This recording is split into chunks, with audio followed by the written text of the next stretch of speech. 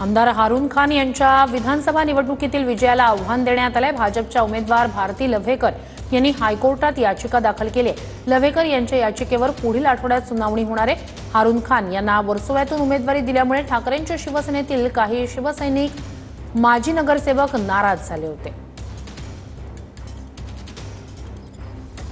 हसियानी बिल्ली खंबा नोचे ही तुम्ही म्हण ऐकलेली असणार। आता त्यांना 10 वर्षापासून त्या आमदार होत्या आणि 10 वर्षानंतर त्यांनी कधी असा विचार केला नसणार की त्यांना हारून खान येऊन हरवणार, आणि हरल्यानंतर ते चलबिचल झालेले आहेत।